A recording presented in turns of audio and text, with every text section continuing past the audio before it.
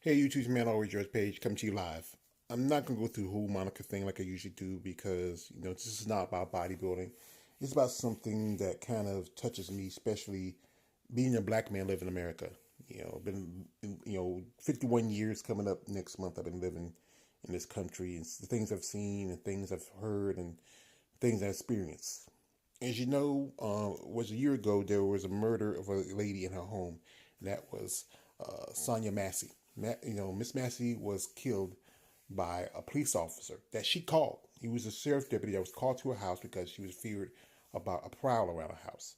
Well, the verdict is out in the murder case. The murderer was found guilty of second degree murder.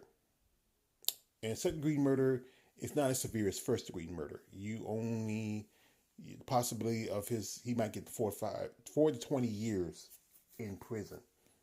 And it's crazy. I mean, it's not the justice that we want, but the justice we can get. Seems like it's always going to be a double standard with black people. You know about the story about Mrs. Massey. She was at home and she called the police because she felt a prowler was around her house. Like any American citizen, hey, when you feel like there's a problem, you call the police. You try to do yourself, but sometimes, hey, some people don't always have the courage, and sometimes you don't have a gun.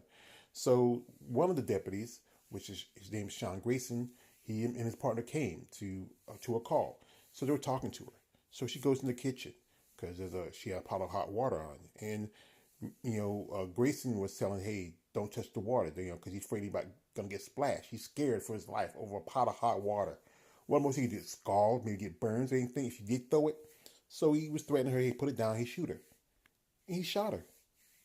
He shot her quite a few times in the face. This woman died. Her last words is, "I rebuke you." And then he saw that as a threat. Oh my God, what the hell? I mean, and right there, his partner was there. He saw it. And he even testified against his partner even testifies against Grayson. And this was really quick. Usually it'd be days before they get arrested or anything like that. But he was arrested and he was held on charges. He might have got some kind of light bail because usually they give you a bail which you can probably afford or whatever. And then give you the benefit of the doubt because he's a cop. And that's just what it is. Cops should get as much benefit of the doubt as any other person who commits a murder. But it's just not fair. This was a lovely lady from information I've heard and found out about her. I mean, she was going through some issues, and whatever it was, maybe that's why there should be more people dealing with mental health than just sending police. And her family, they had to bury a loved one. I mean, a mother had to bury a child, and my mother had to bury 3 of her children. My 2 of my older brothers and my sister. And that's something you don't ever want to do. Especially in this circumstance, she was shot and killed in her home. And this is almost like going back to George Floyd, nearly 5 years ago, when he was murdered over a bad check by a cop. And he was right there as it was on live TV. People saw this thing happening, and people protest because we want justice. And what happened was, shout out to the governor of Illinois, Pritzker. He's right now currently he's trying to fight against a dumb, I want to be clean, folks. You know what I'm talking about. A dumb, who's sitting in the White House. And he signed a new bill, which this bill was to enforce as a background check to any police officer, be someone who has a past or someone who's maybe come from another precinct or another police,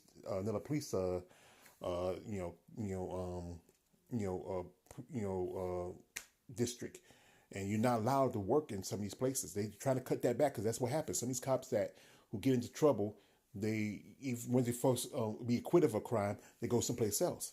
These guys shouldn't be allowed to be having a badge again. They shouldn't. And, people are still protesting. They're support both for the Massey family and for justice. But folks, the justice we got is not really what we truly deserve. This man should be serving life in prison. He should be under the jail. He should be, you know, there's a lot of things I want to say, but, I got to be careful with you too, because you know how they are. They're extra sensitive. They are. And this man is just, I'm holding my tongue right now. I hate biting my tongue because right now I'm bleeding, but this man is just, he's subhuman because he was scared over a pot of hot water. If you can't do this job, you can't do a job in law enforcement, you should stay home. Find something else. Be a school teacher. Be something. But this guy, he had problems. And his thing is, his own partner testified because he was scared of him. He knew he's something wrong with this man, something not mental about this man. When you shoot somebody over a hot pot of water, you just something wrong with you. You just mental. But right here, I want to give my condolences and my heartfelt, you know, um, just my heartfelt, anything to the Massey family. I mean, this is not the justice you deserve, and it's sad. It's just you have to accept this man is going to walk away with a slap on the wrist. I know he's going to prison, but he might even not even get a lot of time. Like I said, in this state of Illinois, the terms for second degree murder is 2 to 4 years, and there's been guys who have done way less who got way more, especially when you're black. The system has never been in our favor. And what justice we can get is just few and far to none. The Massey family are not now. I think they have a civil lawsuit. And it's one thing. There's also a George Floyd bill, but it hasn't been passed because of circumstances. Because of both parties are not really, maybe in the next administration we can get people who want to make things happen. Maybe pass that bill. That bill also would go after police when they do commit crimes, especially murders of citizens. Maybe even go after, because one thing is the police unions, but if you hurt the police unions in their pocket, they will really get their, excuse my language, their shit straight. But again, this is just some sad, it's not sad news in a way, but it is. We should want more justice for our community and for our people, but sometimes you gotta take it where you can get it. The man's gonna do some time. I hope it's at least really some real time, not just a little slap in the wrist, maybe 4 or 5 years, and then a suspended sentence or some shit they try to do. But he needs to do real time. He needs to be under prison. He should do life, but 20 years, I can say, to his family. You know what? You didn't lose anybody. I hear people like, when you hear somebody go to jail, we lost somebody. No, you didn't lose anybody. That person is a place where you can go see them. The other family, they didn't have, when you lose something, you can always get it back. You can't get it back to somebody who's dead. He's gone. They're gone. She's gone. They didn't lose him. He's someplace where you can see him any day. There's visiting hours in the prison system. You can visit anytime you want. There's certain times and days you can go visit him. You can go see him. But the Massey family, can see a tombstone with Sonya's name on it. So again, I hope their lawsuit does be fruitful, and maybe even help to force more I won't say force, push more justice reform.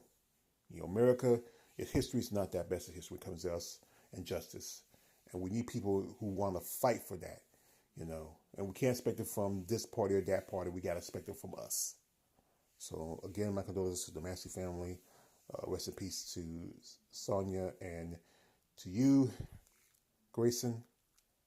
There's a nice place in underground. It's very hot, and I think that's where you belong. That's all I can say.